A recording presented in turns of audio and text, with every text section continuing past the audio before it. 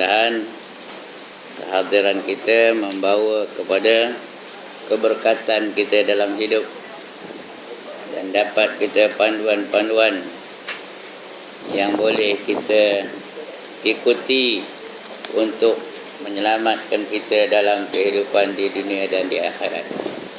Lebih lagi pelajaran kita ini adalah bersangkutan dengan akidah Islamiah.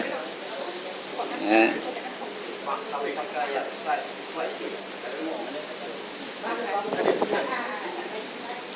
Tak apa, dia belum naik angin itu, naik angin tak lagi. Langsung tak terdengar-dengar kan. Sampai nutup telinga dia makan. Jangan gaduh. Insya-Allah. Baik, muka surat berapa? Dah start tu Muka surat 23. Baik. Baris yang ketiga.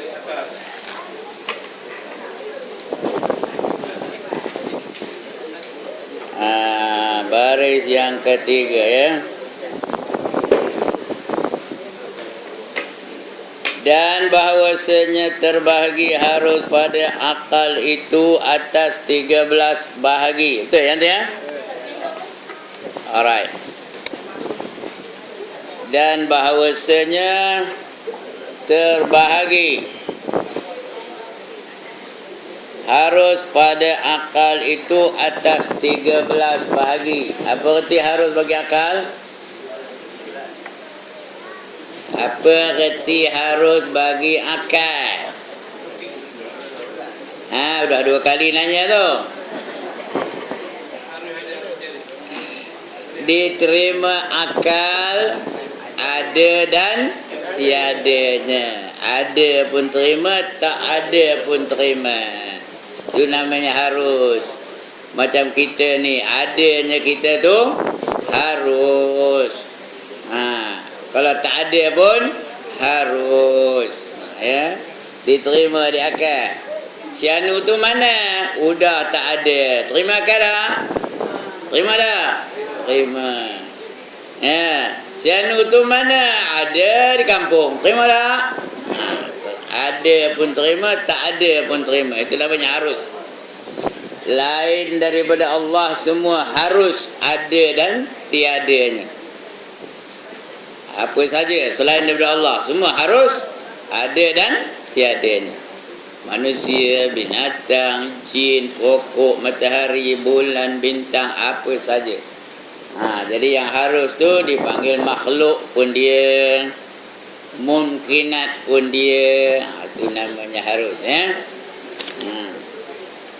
Jadi ada 11 bahagi. Yang pertama harus zati namanya. Zati, zat tu harus ya. Iaitu seperti ada sekalian mukmin mungkin. Itu mungkin tadi harus tu ya. Mungkin tu boleh ada boleh tak ada.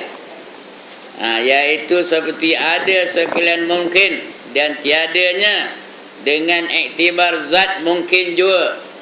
Dia boleh ada boleh tak ada, boleh berubah rupa, boleh bulat, boleh bujur, boleh empat segi. Boleh langsung tak ada rupa pun ada. Macam angin, mana ada rupa? Dia boleh berjirim, boleh berjisim. Boleh berjisim dan berjirim. Boleh berjisim. Berjirim yang berjisim. Boleh juga jirim yang tidak ada jisim. Tapi semua itu dipanggil jirim. Jirim tu matter. Sebenda ada panggil apa? Jirim. Cuma jirim tu ada yang berjisim, ada yang tidak berjisim. Macam cahaya dia tidak berjisim. Ya. Manusia berjisim. Ada yang gemuk, ada yang kurus, ada yang tinggi, ada yang rendah. Ya. Itu berjisim. Jadi semua itu sama ada yang berjisim atau tak berjisim dipanggil jirim. Jirim tu matter dalam bahasa Inggerisnya, matter ya. Benda yang ada. Jadi dia zat tu harus. Tiada dengan iktibar zat mungkin juga. Adapun dengan iktibar ta'alluq qudrah iradah Allah Ta'ala hendak mengadakan akan dia. Itu tergantung kepada ta'alluq Allah Ta'ala. Kalau Allah nak adakan dia, adalah. Kalau tak ada, kalau tak ada, Tak ada dah dia.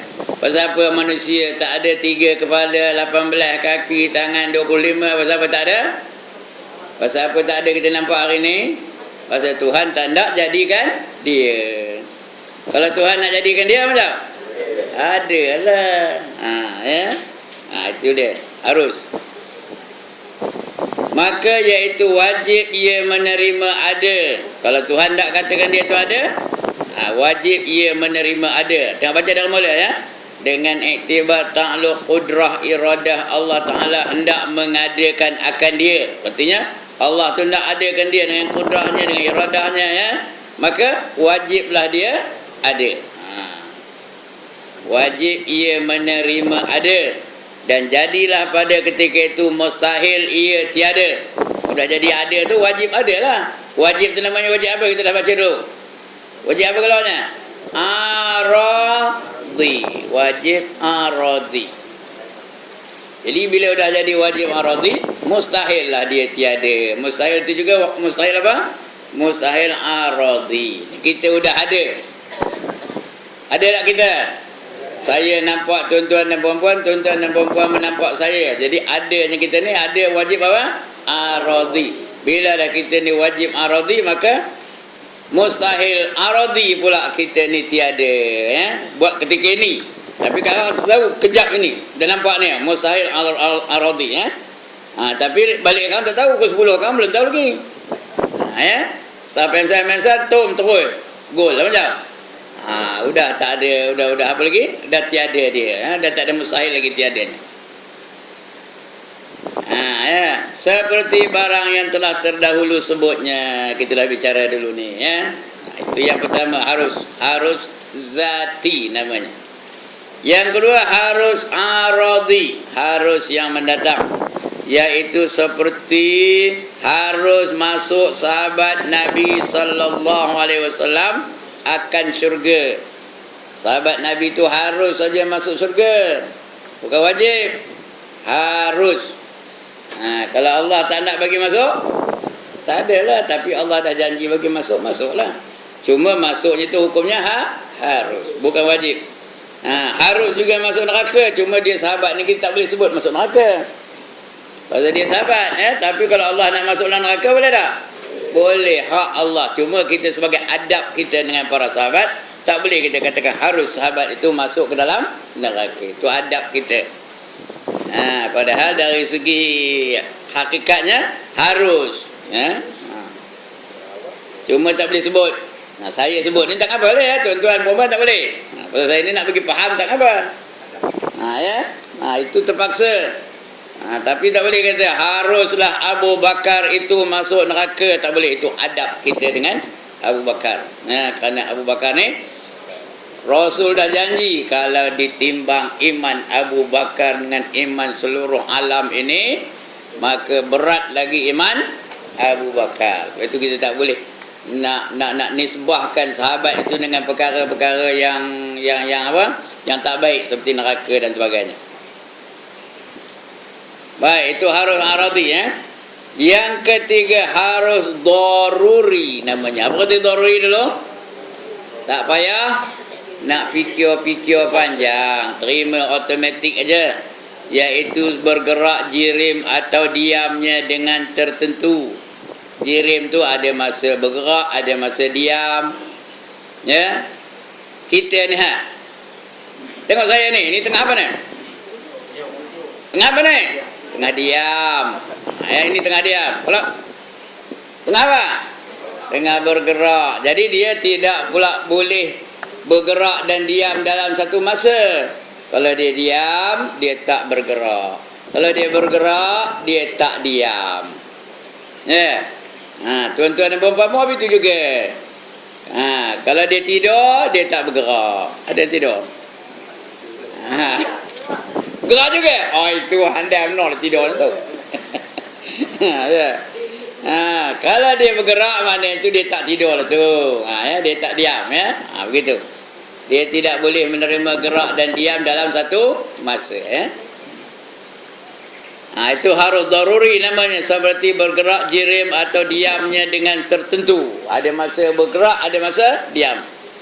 Yang keempat, harus nazari namanya. Ini kena fikirkan betul-betul baru terima. Iaitu seperti memberi pahala Allah Ta'ala akan orang yang derhaka. Orang mencuri dapat pahala. Boleh tak orang mencuri dapat pahala?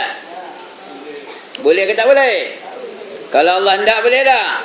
Boleh. Tapi boleh tak kalau Allah tak hendak pun? Kalau tak ada ketentuan Allah, iyalah ketentuan Allah tu tentu ada lah. Dan kalau kita tak sebutkan tentang ketentuan Allah, boleh tak orang mencuri dapat pahala? Boleh tak boleh? Boleh dengan taubat. Kan Tuhan suka kepada orang yang taubat. Innallaha yuhibbut tawwabin wa yuhibbul mutatahhirin. Tapi bukan pahala mencuri, pahala taubat lah. Bukan pahala mencuri tu ya. Pahala taubat dia dapat. Tapi dia dulu mencuri, dia taubat, dapat pahala. Dia dulu tak sembahyang, dia taubat, dapat pahala. Dengan syarat lah, ada syaratnya. Apa syaratnya? Kalau dia tak sembahyang, qada balik, dapat pahala. Tapi kalau Allah, dia tak taubat pun, kalau Allah nak bagi pahala, itu hak Allah Ta'ala. Kerana pahala tu Allah yang punya.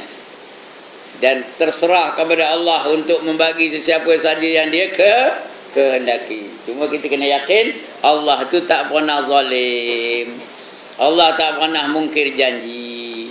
Allah dah janji orang beriman dan beramal soleh mesti dapat masuk syurga.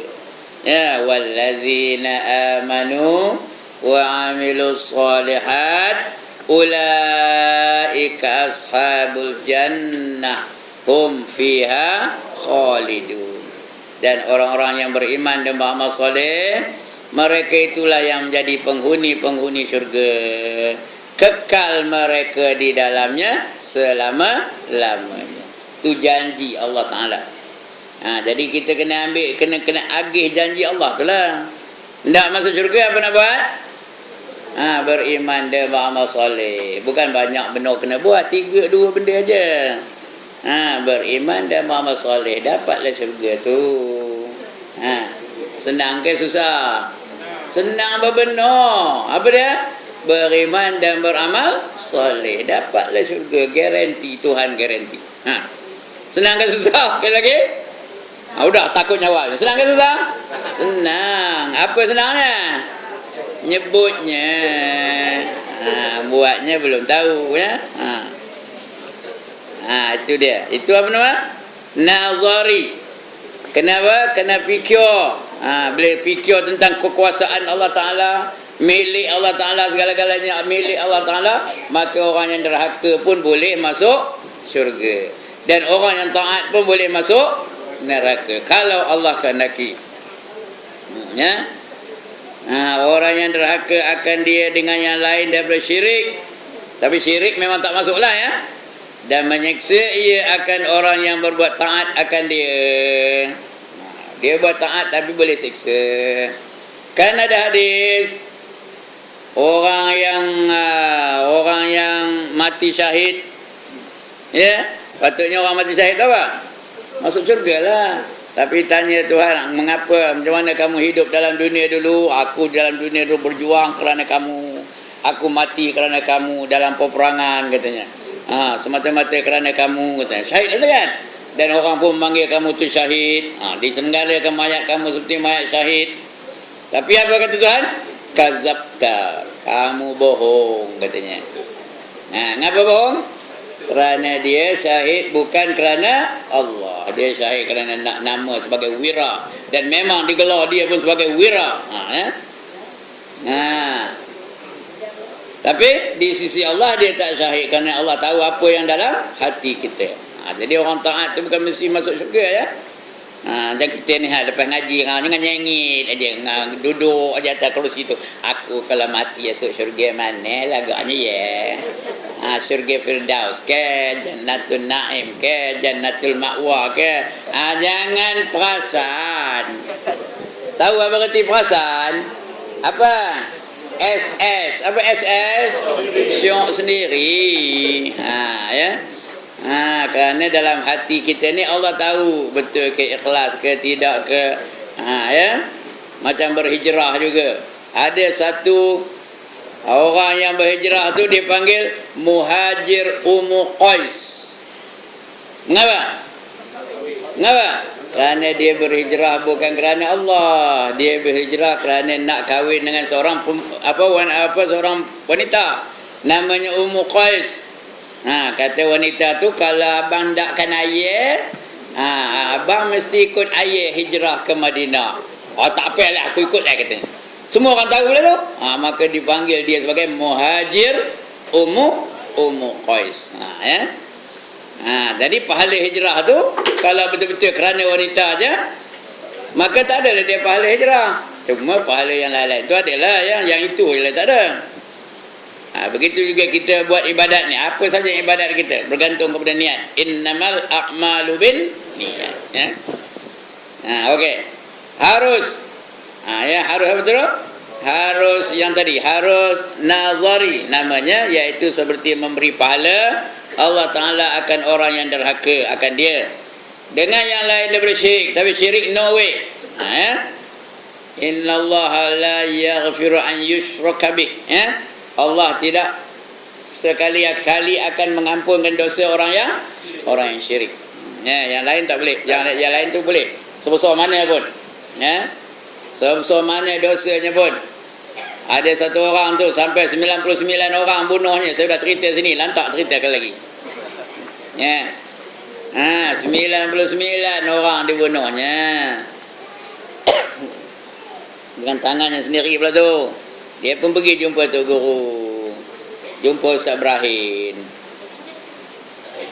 Dia pun nanya Ustaz Ibrahim, saya ni banyak benar dosa. Agak-agak kalau saya taubat terima di Tuhan ke? Tanya Ustaz Ibrahim, apa dosa kamu? Semua dah saya buat. Apa saja. You name them, I have done them. Tahu ke? You name what sins, I have already done them. Paling hebat saya sudah bunuh 99 orang katanya. Ngeling kepala Ustaz Ibrahim. Ngelin. Biar jorin betul ngelin. Apa itu? Kalau kau itu tak ada dah diampun di Tuhan. Kata, teruk benar dosa kamu ni. Kata Ustaz Ibrahim. Dia pun cabut pedangnya. Ustaz jadi yang ke-100 lah kalau kau itu. Kata, pap dipancungnya. Matilah Ustaz Ibrahim. Lepas tu dah nyesal balik. Nyesal. Pergi jumpa pula dengan ustaz lain. Jumpa dengan Ustaz Azhan. Ustaz Azhan dah tahu kisah Ustaz Ibrahim, dah tahu ya. Dia dah tahu tau. Jadi dia pun tanya Ustaz Azhan, wah, kalau saya ni taubat terima ke Tuhan Ustaz? Katanya, apa dosa kamu? Dia pun tak tahu. Dia dah tahu tau. Apa dosa kamu? Katanya, saya dah bunuh 100 orang Ustaz. Katanya, dia dah tahu, Ustaz dah tahu ni akibat kalau dia gabung kata dia kena amjad. Cak lah. Kata Ustaz Azhan, boleh katanya. Kamu jangan duduk Taman Meru tu lagi katanya. Jangan duduk di bukan Taman Meru lain apa? Jangan duduk di Jelapang lagi. Jangan kamu duduk di Manja tu lagi. Kamu kena pindah ke Kota Raja katanya. Dalam kitab tu tak ada Kota Raja ya. Itu saya melonggok tu. Kalau kamu nak taubat, kamu jangan duduk tempat ini lagi. Kamu kena pindah ke Kota Raja ya. Dia pun betul ke Ustaz? Betul katanya. Allah akan ampun. Allah tu Maha Pengampun lagi Maha Mengasihani. Innallaha wallahu ghafurur rahim. Allah Maha Pengampun lagi Maha Mengasihani. Maka dia pun jalan menuju ke Kota Raja dengan penuh minat nak bertaubat. Sampai ke pagar Kota Raja tu, entah macam mana dipatuk diulur mati. Dalam kitab tak ada patuk ulur ya. Dia mati ajalah. Bila mati berebut antara malaikat azab dengan malaikat rahmat. Kata malaikat rahmat, aku punya, dia dah taubat. Kata malaikat rahmat. Kata malaikat azab, dia mana ada pernah buat baik pun.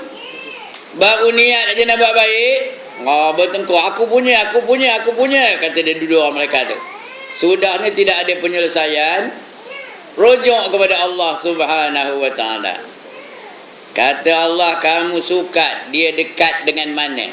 Dekat dengan manja ke dekat dengan kota raja? Malaikat pun suka. Dengan apa? Ngambil ruler nyukatnya. Macam ya. Malaikat tu canggih, semua alat ada. Sukat-sukat rupanya tempat dia mati itu sejengkal lebih dekat kepada kota raja. Bermakna dia lebih hampir kepada taubat ke lebih hampir kepada maksiat awal-awal tadi? Lebih hampir kepada taubat. Maka diampunkan dosanya. Dan rohnya dikutip oleh siapa? Malaikat rahmat. Inilah dia Allah menerima taubat seseorang.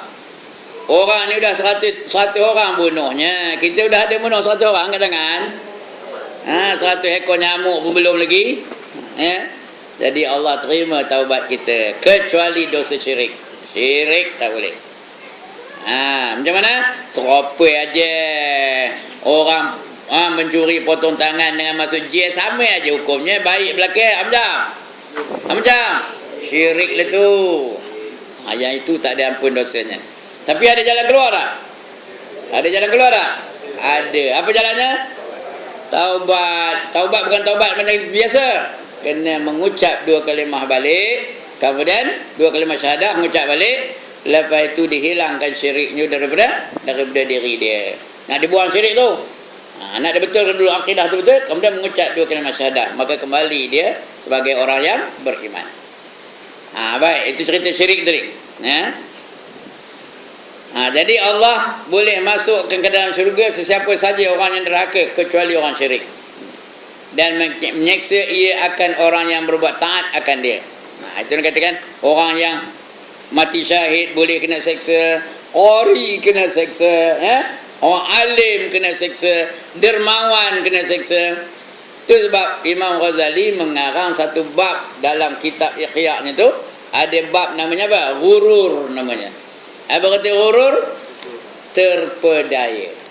Ramai yang terpedaya tu, yang diantaranya ulama, diantaranya ahli ibadat, diantaranya ahli tasawuf, diantara yang lain dermawan-dermawan ya. Jadi itu harus saja tu. Yang kelima harus isbati namanya. Isbat harus, tetap harus. Isbati. Yaitu seperti mengisbati kita akan masuk segala orang yang mukmin itu ke dalam syurga. Itu isbat, tetap. Harus saja tapi tetap. Tetap hati mengatakan orang yang beriman akan masuk syurga. Mengapa? Kerana Allah dah janji kepada itu. Tapi janji pun bagi kita hukumnya hanya harus sahaja. Bukannya wajib ya. Kalau wajib bermakna Allah tu Allah itu tertakluk kepada apa? Peraturan-peraturan tertentu. Sedangkan Allah tu al-muntaqim, dia tidak tertakluk kepada mana-mana peraturan. Yang tertakluk siapa? Makhluk. Allah tak ada ya. Itu sebab dia diambil hukumnya harus, bukan wajib. Kalau wajib mesti Allah masukkan ke dalam syurga bagi orang yang beriman beramal saleh. Tapi tak wajib, harus. Kalau Allah tak nak, tak ada masuklah. Tapi Allah nak, mesti nak punya. Tadi itu namanya harus isbati. Yang keenam harus nafi namanya. Harus nafi. Yaitu seperti menafi siksa daripada orang yang berbuat taat akan Allah Ta'ala. Orang yang taat, Allah dah janji apa? La khaufun alaihim wa lahum yahzanun. Tidak ada ketakutan ke atas mereka dan tidak ada duka cita. Tak ada keduka citaan. Allah janji syurga. Dalam syurga mana ada duka cita? Ada kesedih? Ada?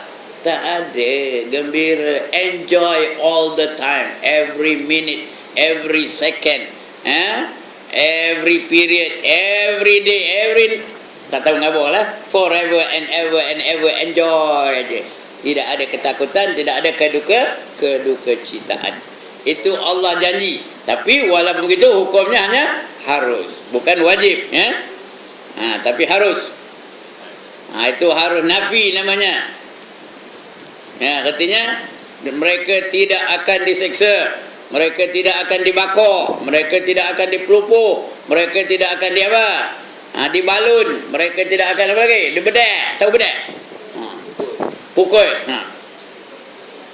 Itu harus nafi namanya. Syarat beriman dan beramal soleh. Bertakwa, ya. Itu iman bersoleh itu takwa lah tu. Ya.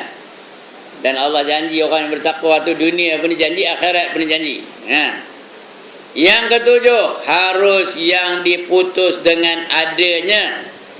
Harus yang diputus dengan adanya, seperti memberi nikmat Allah Ta'ala akan ahli syurga. Diputus, Allah dah tetapkan ahli syurga dapat apa? Dapat nikmat. Apa nikmat syurga? Segala-galanya nikmat. Bernafas pun nikmat, kentut pun nikmat. Dalam syurga ada kentut tak? Ada. Bila makan kenyang tu, dia keluar melalui kentut. Katanya. Tapi kentutnya tu wanginya lebih wangi dari kasturi, tahu? Masing-masing berkebut nak menciumnya. Berkebut nak menciumnya, tahu? Begitu juga peluh. Dalam dunia ni kalau peluh hangit baunya, ya, tapi di akhirat peluhnya lebih wangi daripada bau kasturi juga. Itu makanan tu. Itu kemihnya, tahu kemih? Kemih itu buangan makanan, itulah namanya kemih, kencing, berak dan sebagainya. Kencing tak ada, berak tak ada, tapi yang ada apa? Berpeluh dan juga keluar angin dalam syurga. Baca kitab namanya Sairus Salikin, boleh jumpa di situ, ya. Itu dalam syurga. Tak ada apa? Tak ada seksa. Menafikan seksa daripada orang yang berbuat taat akan Allah Ta'ala. Ya, ngantuk tak ada. Yang gemuk ngantuk di mana? Dalam dunia. Nombor satu bila? Tengah ngaji Rabi ni lah, cuba tengok tu kadang ada tak? Yang dah tunduk aja ada tak? Ada tu. Itu ngantuk. Ya. Tidur tak ada. Nak tidur boleh tak? Dalam syurga? Boleh, tapi bukan kerana ngantuk. Dia tidur kerana nak tidur. Dia boleh set tu. Aku nak tidur 2 jam. 2 jam lah tu. Aku nak bangkit sekian-sekian lama. Dia bangkit lah tu. Tak ada teruk benar kita. Ya Allah. Kadang dah bunyi jam tu, krek. Dia haram bangkit lagi. Ya. Saya hari Sabtu sudah. Patut ada kuliah subuh di, memang ada pun kuliah subuh di Taman Indah Tanjung Rambutan. Set jam tu 4.30. Haram bangkit pukul 5.10. Mujur pukul 5.10. Mandi hidak, apa hidak. Ya, ambil wuduk, terus pergi. Sampai ke sana orang dah tayar akhir. Dapat jugalah, alhamdulillah. Lepas tu sambung pula ngajar lagi. Daripada Taman Indah tu sambung pula ngajar di mana ke, dah tak ingat saya mana ke. Rasanya ni Jalan Deri. Mujur jauh dia main dengan saya. Kalau dekat bangor baunya. Ya. Pasal apa? Pasal tidur tu tak dan mandi. Ya. Pagi ni dah mandi ya, tak apa ya. Itu dia. Itu dalam dunia. Di akhirat dia di syurga so tak ada ngantuk, tak ada menguap, tak ada letih, tak ada jemu, tak ada apa pun tak ada. Semua yang elok-elok aja. Kemudian yang ketujuh, harus yang diputuskan dengan adanya, iaitu seperti memberi nikmat Allah Ta'ala akan ahli syurga. Nikmat tu tak tahu nak ngabur lah. Nikmat yang ada di syurga 99% dari nikmat yang ada di dunia. Di dunia ni hanya ada berapa peratus? 1% sahaja. Nikmat tu namanya sama, makan serupa di dunia, makan di syurga pun makan, tapi beza. Di syurga makan lagi sedap lagi, makan lagi sedap lagi, makan lagi sedap. Banyak mana makan pun tak ada mengah-mengah, tak ada. Tak ada. Tak payah bayar pula tu. Restoran yang amat banyaknya, warung tom yam, warung apa lagi, kambing bakar, warung barbecue, warung itu, warung ini, free aja. Masing-masing berebut. Tuan, marilah makan saya punya warung, marilah makan di warung saya, katanya. Nasi Arab ada, nasi apa lagi? Nasi paprik ada, nasi biryani ada, nasi Bukhari ada, semua ada. Lagi hebat betul ya. Free tu. Itulah hebatnya. Pasal malam ada tak ada syurga? Ada, tapi dia bagi free tu, berebut-rebut. Marilah ambil hak saya, ambillah barang saya ni, katanya. Ya. Nak kata tak? Oh, yang bestnya dia duduk dalam buaian yang apa katil tau.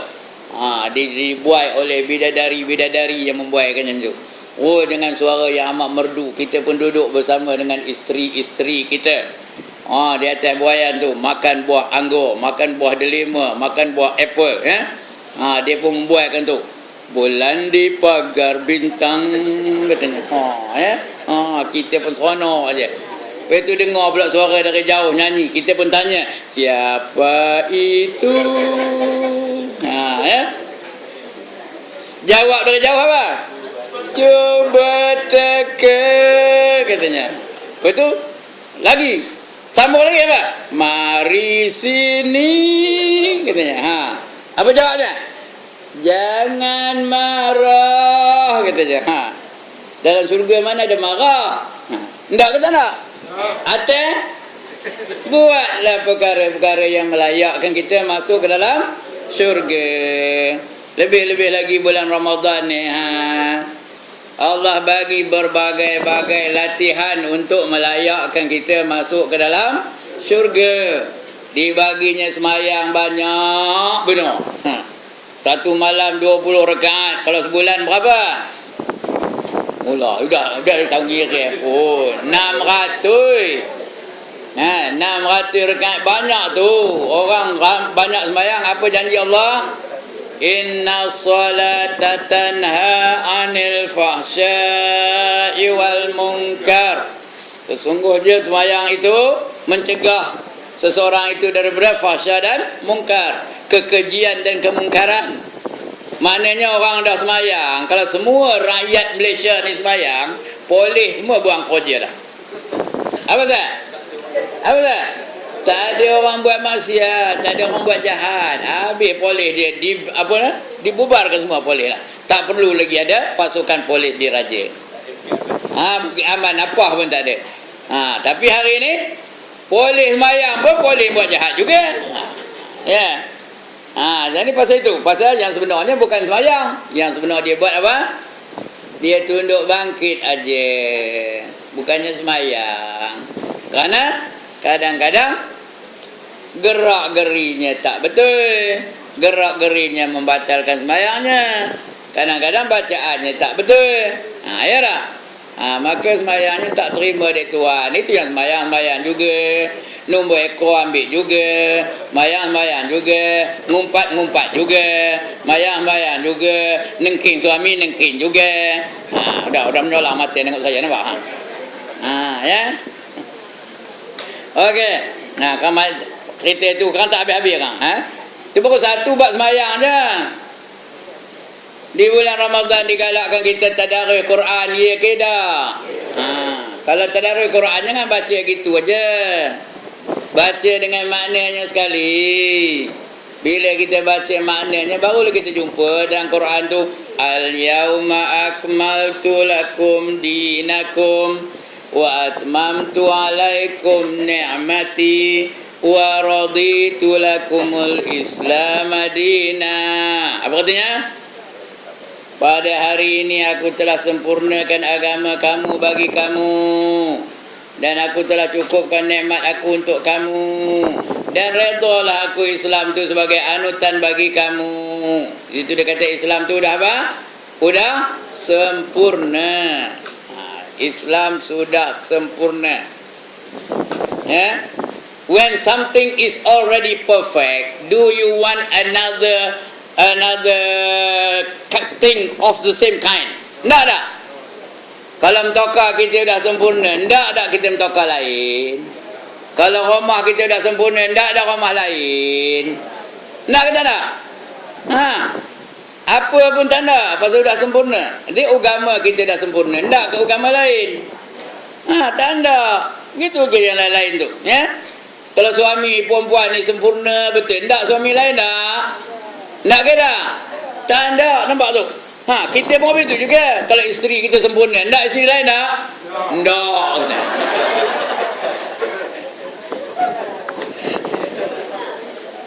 Islam is like that. It is already perfect. There is no more room for improvement in Islam. Tak boleh dimodify, tak boleh diubah suai, tak boleh ditambah-tambah, tak boleh dikorang-korangkan. Kenapa?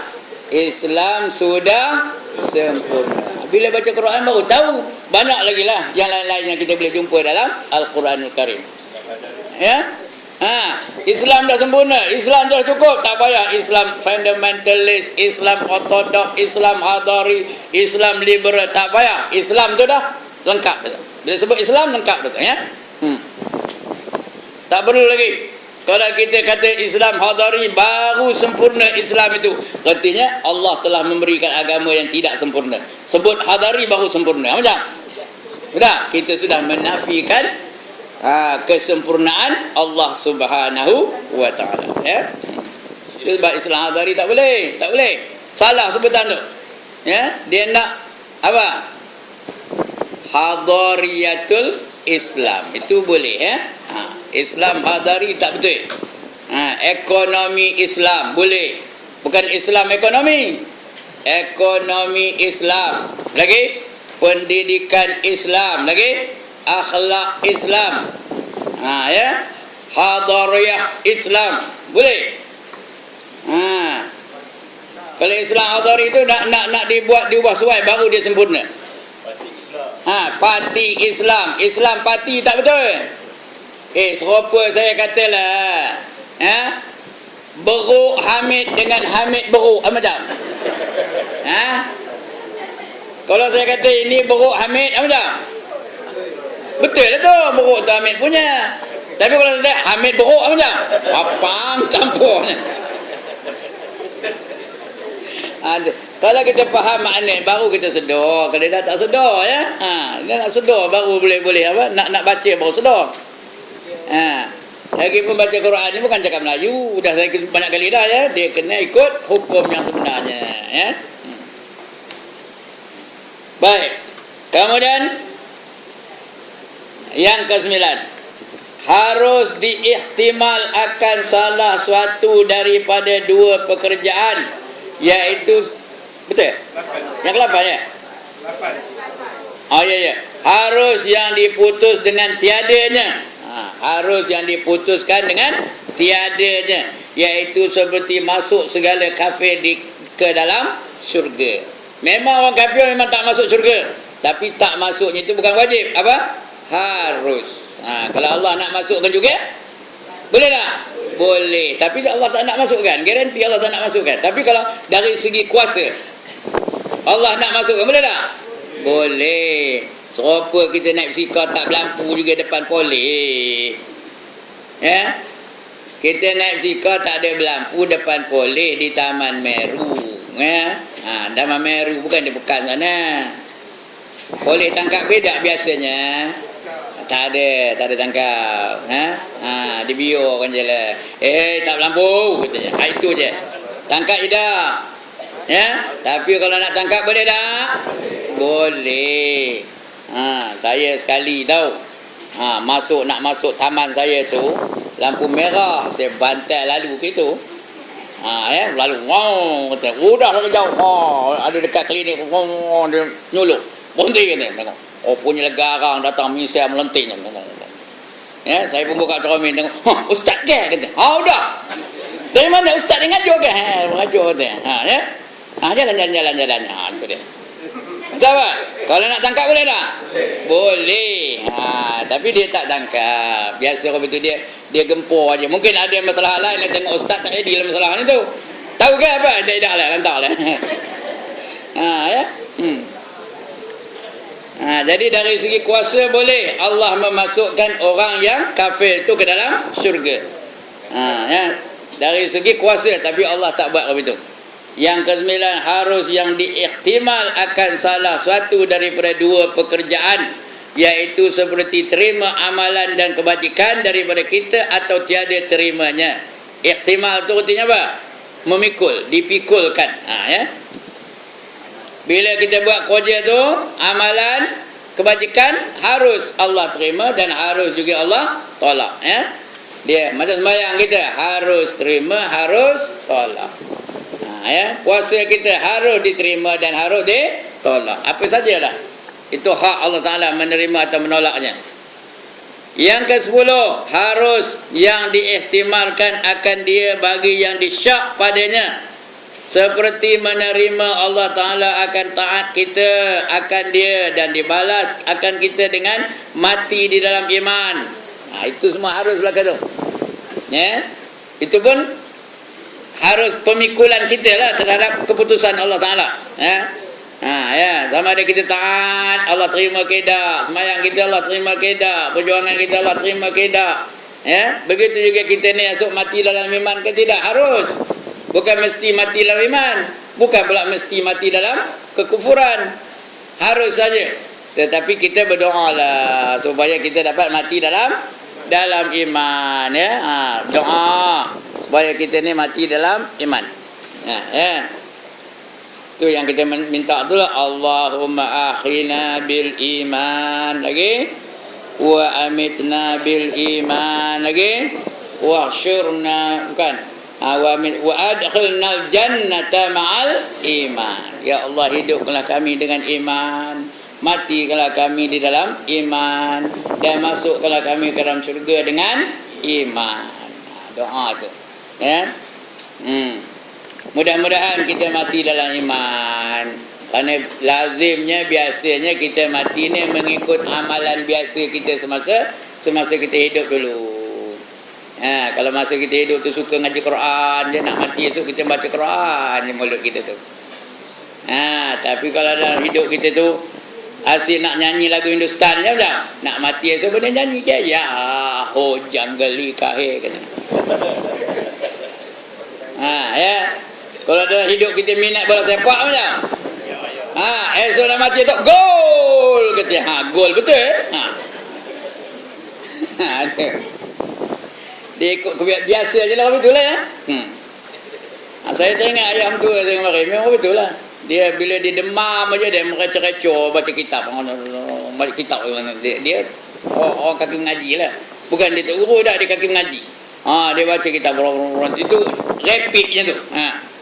Ya, rapidnya tu baca kitab. Begitulah. Pasal itu kebiasaan dia. Kalau kebiasaan dia dangdut macam dangdutlah nak mati tu. Dan dalam hatiku hanya ada kamu.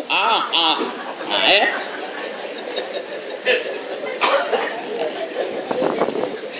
Sebab itu kita kena biasakan kebaikan, ya, biasakan ketaatan. Jangan sekali-kali berani nak buat maksiat. Mana kedanya? Yang ke-10 ya, harus yang diihtimal akan dia lagi yang disyak padanya, seperti menerima Allah Ta'ala akan taat kita akan dia dan dibalas akan kita dengan mati dalam iman. Tu harus saja tu. Yang ke-11, harus yang telah mengharus akan dia oleh syarak, iaitu seperti segala pekerjaan yang harus. Mana yang harus tu haruslah. Apa pekerjaan yang harus? Menguap, harus tu. Harus pada akal, harus juga pada syarak. Ya? Lagi? Makan, lagi? Tidur, lagi? Lagi apa? Apa harus lagi? Berosin, itu semua harus. Ya? Kalau tidur tu wajib, apa macam? Kejap ni semua orang berdosa belaka tak tidur. Jadi tidur tu harus. Cuma bila dilaksanakan dia tidak tinggal sebagai harus. Faham ke cakap saya ni? Tidur tu harus. Bila kita laksanakan dia bukan harus lagi.